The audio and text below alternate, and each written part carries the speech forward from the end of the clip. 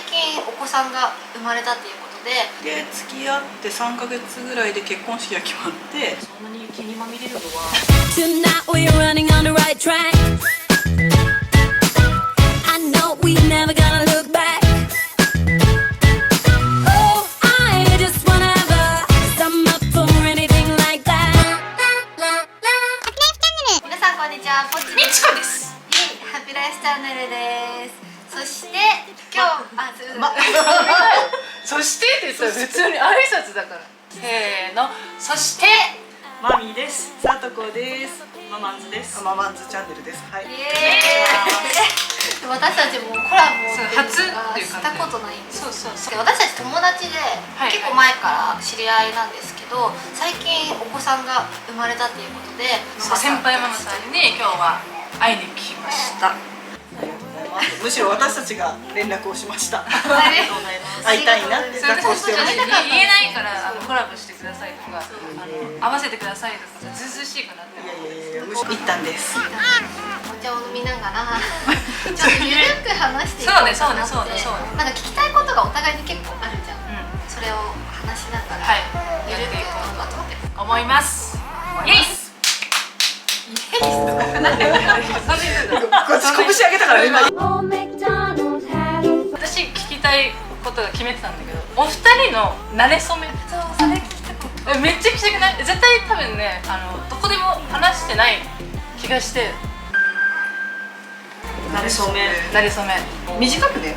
短く、別に。さとこが新宿2丁目でお店をやってるんですけど、私が店に行って一目惚れしまして、しつこく追いましたと。すごい。それです。ここですか？あ、ここじゃない。じゃない。まあ泣いたら嫌だねこの話ね。怖いよね。もう一店舗のドロブネっていうお店なんですけど、そちらで結構その時はすごいな。しつこいというか怖いな。手紙とかが入っててポスト。めっちゃロマンチックじゃない？それ何年？6、7年前って言ってましたよね。7年ぐらい前ですね。そうですそうです。で7年前ぐらいから一方的にそう一方的に。お店のお客さんと付き合うのはちょっとなしだなと思って、当時私は出会い系で2丁目に行かない人って募集してた。めっちゃ外されてる。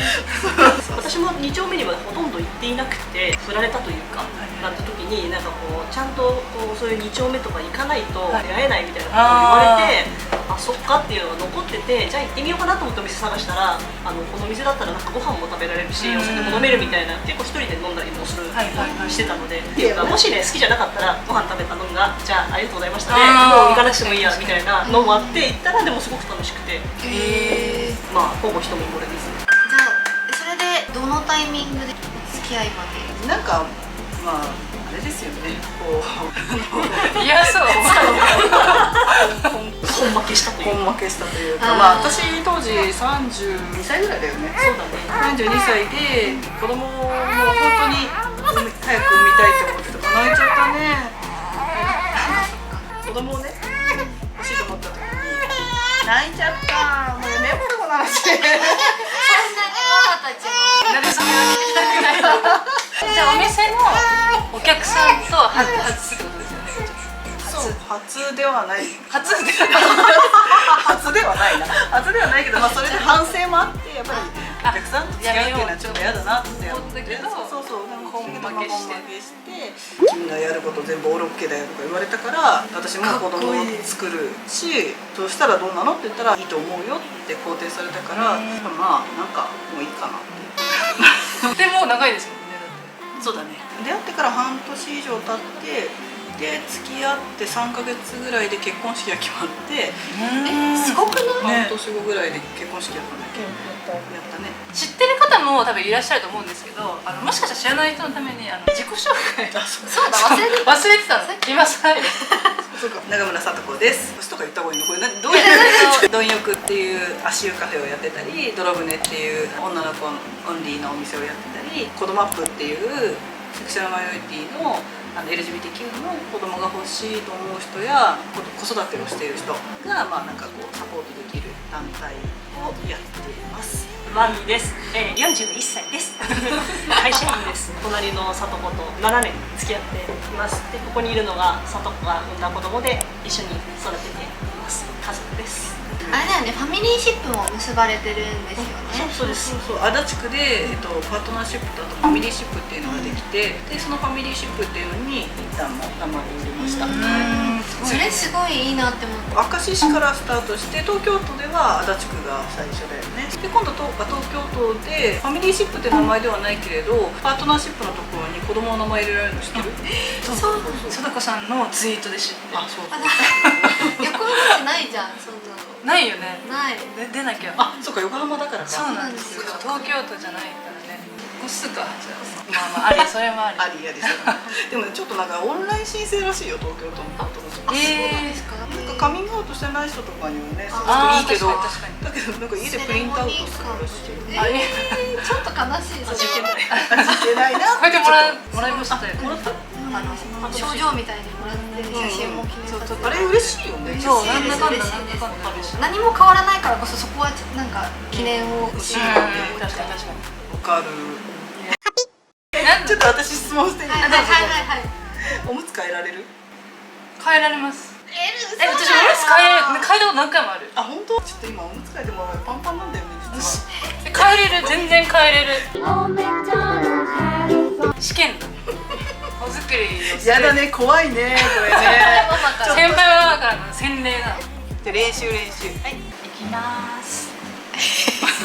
本当に私たちもさ、毎回思うんだけど、腰が痛くなるからテーブル高さ。本当にね、腰やられるよね。確かに。で、嫌だって下手くそじゃないもん。ちょっと待って、服ぐらいやるわ。ごめんなさい。パチパチっと。できました？生まれる前。できないよ、やったことなかったもん。でも赤ちゃんによってはすごい慣れて足自分で上げてくれたりとかさ。持っててもらっていい？ちょっと失礼。あなた何してるの？甥っ子だって3人いるから。あなたないしね。まあおむつにもね、いろいろあるからやっぱり仕様がねそうそう。違うんで。そう、面白いのがここにありがとうって浮き出たりとかするの、おしっこすると。いろいろあるから本当試してみて面白いの本当。すごい、取り替えられる人がいた。できました？あって違う。後でセンターが出てくると思う。1っていうところと1っていうところ。あ、なるほどなるほど。こうするとちょっと漏れるけど、まあ大丈夫でしょう。多分。漏れる人やり直してやりちょっとだけだ。ごめんね。すごい直したそうだったから。大体そう真ん中になるようにこれがついてるから。ああ、なるほど。でも素晴らしい。できた。手一際が良かった。つ勉強になりました。このぐらいの短いのとちょっと長めなのとこうやってパチパチってつけてあーこれが上がってくるのを防ぐ。あ、すごい動くからああ、どんどん確かに上がってきちゃうそれの方がいい。ね、入れたままだね。素晴らしい。素晴らしい。素晴らしい。いただ見たきます。瞬間泣かれたとは思えない。はい、ということでできました。ドヤ感すごいね。さすがに3人もやっぱ甥っ子がいると。 3人いるの？そうです。でも確かに初めて双子の姉のおむつを初めて変えた時はやばいよね。姉の子供のおむつを変えた時は何をどうしていいのか全く分からないから全く知らなかったら今多分できてないから。いやすごい手際良かったね。すごいさ、吹きすぎちゃいそう。あ、それは分かる、それは分かる。でもあれでデリケートなんであんま吹きすぎていけないよね。赤くなっちゃうけど。私たちは逆に何にもやったことなかったんだよね。あ、そう。そうそう思えないぐらい今だってね、3ヶ月ですよね。だってそうだから別にそうまあできなくてもすぐ慣れると思う。ものすごい枚数変えるし。めちゃくちゃ知ってる人に見えなかった。なんかいやいや多分みんなこうなる。あ、なるほどなるほど。こういうのってどこかで教えてもらうんですか？産んだ時に看護師さんに退院の日に沐浴を教えてもらえるんだけど、退院の超疲れる日の午前中にね、でそれで終わりなのよ。ボロボロの管通って産んだ後のデロデロのもう杖つきますかぐらいの状態で沐浴みたいなのやって1回で覚えてね、帰ってねってなって、私はまみこさんに教えてあげられなくて教科書を開いて2人で見ながらやって2人はさ、子供ができた時ちょっと今不安なこととかある？そのお姉ちゃんに子供がいるから何かあったらすぐ聞こうみたいなのがいいね。結構あって例えば仕事とかのバランスとかそういうのはでも出産してしまう前にそのつわりの期間が、双子のお姉ちゃんがめっちゃつわりがすごかったんですよ。だから絶対なんかほぼ動けなかったから私も大変だなって思って、そうすると一人が全く仕事ができなくなったらっていうのはちょっと今考えながらどうしようかなはあるけど、生まれたら多分こっちが子育てをするんじゃないそういう話になってるちゃんと大丈夫なってる大丈夫そうそうなんか仕事は結構したい派そうで私仕事したい派でもさとこさんも私も仕事したいけど仕事ができないぐらい体きついよ私生まれてからの方が心配してなかったけど、生まれた瞬間元気になる予定だったそうでもさとこさんのお話を聞くともう全然1ヶ月は辛いそうですよね。だからなんかこう思ったより計画通りにいかないんだなっていうのはねすごく思ったよね。確かに子供背負ってるのもすぐ働くみたいに言ってたけど全然できない無理何言ってんだろう私って今思うもん。じゃあ私はそうしよう、赤ちゃんとお家で楽しく過ごすから急に働けとりあえず今のところそういう感じででもさ2人自営業だからすごいバランスは取りやすいのかなって思そうう。結構融通が利くっていう意味では他の会社員の方たちよりはその上司にこういうふうに言われたとか、そういうのはないかな。気使ったりもしなくていいんだけど、家族とかの人たちも一緒に見てくれるんだったらすごいいいよね。うちの実家が近いので、頼ろうかなと預けるのももうすぐですよ。でも不思議なんだけど私もそういうなんかもうすぐ甘えちゃおうとか思ってたんだけど離れたくないんだな。あー気持ちになるの。聞くとそう離れがたくってちょっと預けるとかちょっと無理だなとか思っちゃう。そうだねあやっぱそうなんだ、やっぱそうダメ私も預けれないごめんねいろいろ私も働け。やっぱ家でずっといるわゆっくりしてる最初の1ヶ月だからパニックだったよ。なんかこういろんなことがこれはしちゃいけないあれはしちゃいけないって病院から帰ってくるとねちょっと汚い手で触らないでくださいみたいな感じで。もう犬も申し訳ないけど隔離してたよね。私たちも言われただけだから本当かどうかっていうのは人によってまた違うとは思うんだけれども、ただまあ確かにそんなに毛にまみれるのは確かにうちすごい抜けるのでうちのあー短毛種だからね。すごい抜けないよね多分。そう抜けないんだよねだったらまた違う大丈夫だよね多分。ただなんかこう普通に置いといたら踏まれそう。それもい怖いよね。怖いんだよね。予測がつかないことが起こることが。確かに。そこは本当に多分産まないと分かる、産まないとっていうか自分たちの元にいないと分からない感情だなって思わない。なんかこう生活の中に赤ちゃんがいたっていうことってさリアルに浮かぶ？結構浮かんでて、あ浮かんでるんだ。もう子供できたらこうしようねっていうのをそれしょっちゅうずっと言われるめっちゃ言っちゃう。妊活始めてからそういうこと言い始めた。いやもうずっと前から付き合いたてからじゃないポジティブだな。そうベビー用品のコーナーに子供もいないし誰かにあげるとかでもないのにめっちゃ行っちゃう。付き合った時くらいになんか自分の子供だったらさみたいな話が当たり前に出てきて、その時何がとか話す全然自分子供を産もうなんて思ってないしああそんな時から言ってた。言ってたすごい。よく言ってた子供産むんだはいはいあでもそれは納得してたんだ。別に何も思わないけど結構マーミーさんと同じタイプ。もともと欲しいとは特に思ってなかったそんなに私は同じ感じ。そっかみたいな感じだったからあーちょっとね似たところ感じる私はすごい欲しかったけど逆に子供がいる生活がもう何年も浮かばなくってなんだろうね直前ぐらいだよね。妊娠するちょっとぐらい前に急になんか街行く子連れが私に見えるとかそしたらねすごくないびっくりだったのがね広島の方に厳島神社に急に行きたいってなってでそこになんか願い事が1個叶うお寺があって一生のうち1個とか言われてそんなことないでしょうと思ったんだけどその旅行終わった後にすぐ妊娠したんだよね。行こう。厳島神社の中のなんか謎の階段登っていくところで調べれば詳しめに出てくるすごい詳しくてどこに何そう広島遠いね遠いよめっちゃ遠いよその子供がさできるかできないかってほんと人それぞれじゃん。もう今はさ病院に当たり前に結構行くじゃないですか。不妊だって言われてなくてもこの仕事が休みの期間に子供が欲しいからクリニック行こうとかそういうレベルで行くっていうのを聞いてこの間ね私たちみたいなその婚姻してない人たちが不妊クリニックに通ったりとかするのが法律違反になっちゃうかもしれないっていう話を聞いてびっくりして、法律違反って何みたいな、子供作ることが法律違反って聞いたことないじゃんみたいな感じで、だから今病院に一応通ってはいるんですけど、もう来ないでください、あなたたち受け付けれませんって言われちゃうかもしれないですよね。私たちはその同性カップルとかシングル女性っていうのは子供を作りたいと思って病院に行くっていうことは今はその産婦人科学会というところのガイドライン上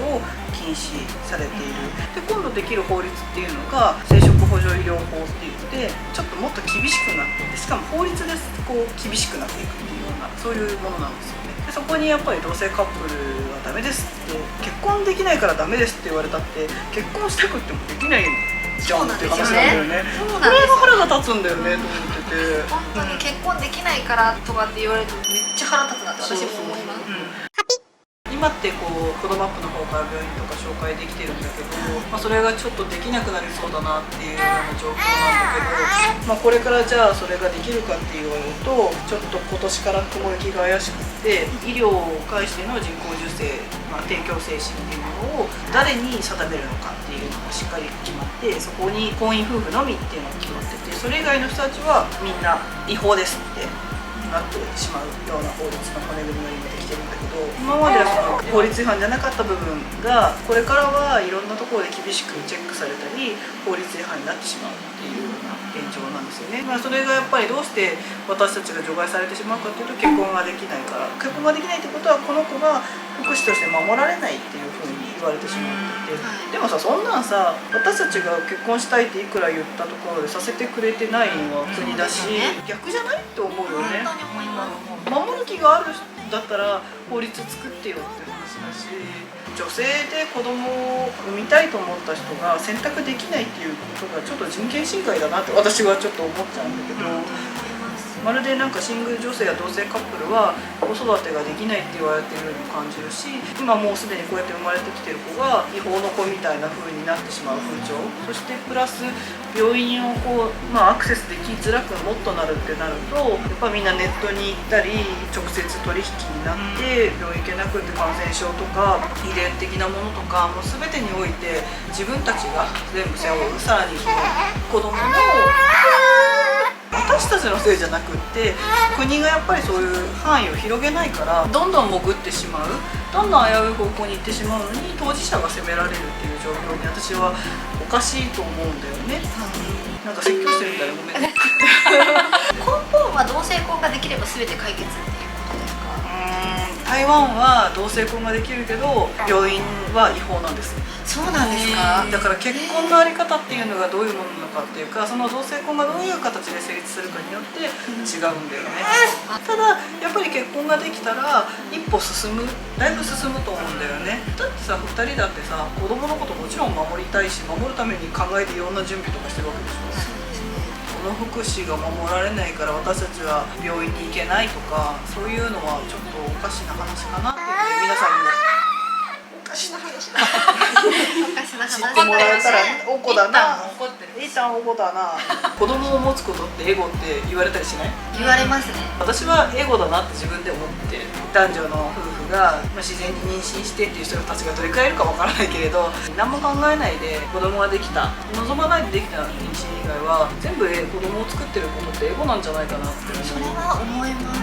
子作りしようって思った時点でもうそうじゃん。そうだから私たちだけに言う話ではないく、子供を作ることがエゴっていうのは別に、確かに間違ってないけど、私たちだけじゃないよとはすごい。みんなそうじゃない。お前のエゴで産んだやろって言われたらすいませんそうですっていう風になるけれど何もできないというか、それを言ったところで何になるんだろうって思わないかな。こんな暗い話で重い話しない方がいい。私たちがいろいろ法律で守られてないからこそ、マーミーさんと一旦は法律上はつながってないわけで、やっぱり遺言書を作ったりとかいろいろ対策をしていかなきゃいけないじゃないですか。だからそういうことをたくさん考えて今ここにいるっていうことをなんか知ってほしいなってすごい思っちゃう。ただただ子供ができました幸せですとかじゃないんだよみたいな。男女のカップルとは別の大変なことがやっぱりお金もかかるしまだまだあることだけど、でもやっぱ幸せそうだよね。幸せそう。めちゃめちゃ幸せそう。入った瞬間がなんか幸せで溢れてて、わかる。怖いみたいなそう怖くはない怖くはないけどなんか幸せなのなんか全てが一個一個のこう大変そう今のなんかあーとかも幸せそうでしたそうだね。なんか本当に今が一番幸せだなっていうことの繰り返しだし、絶対にこの子を守ろうって気持ちにもなるし、なんかこうもう散々悩んで散々いろんな人にいろいろ言われたこととかも含めて私は全部受け入れたいと思ってるし、この子に何かそういうことを言われたりしたら守りたいと思うけど、幸せかどうかはこの子が決める。それはそうです。それはそう自分の世界に入ってまみさんでしょ。聞こえてる大体いつもそうだから。でも2人は超ポジティブだからなんか本当いいよね。できてないのよ。そうできてないのいやまあでもねいいことだと思って嘘。じゃあちょっと最後抱っこに回そうよ。そうだねドボンゲームでどどここで泣くので泣いちゃうんだろうね。私の声も欲しいかね。全然泣かない。結構泣いてる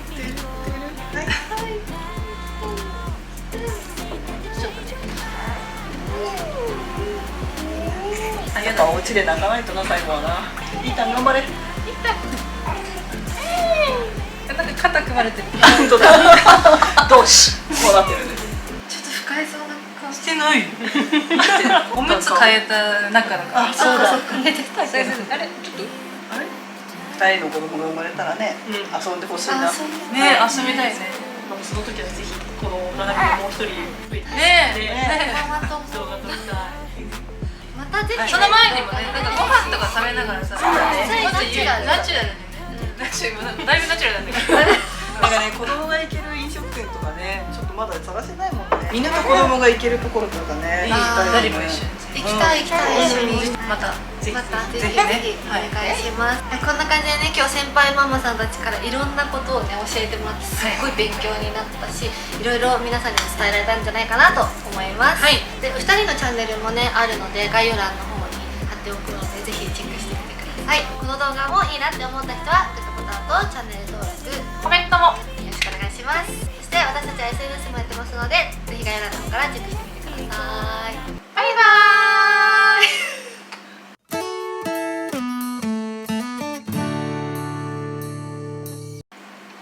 何も教えずにバイバイ。やってくれるから OK ですありがとうございますありがとうございます。ごめんね、ぐだぐだ喋っちゃって。いいえ全然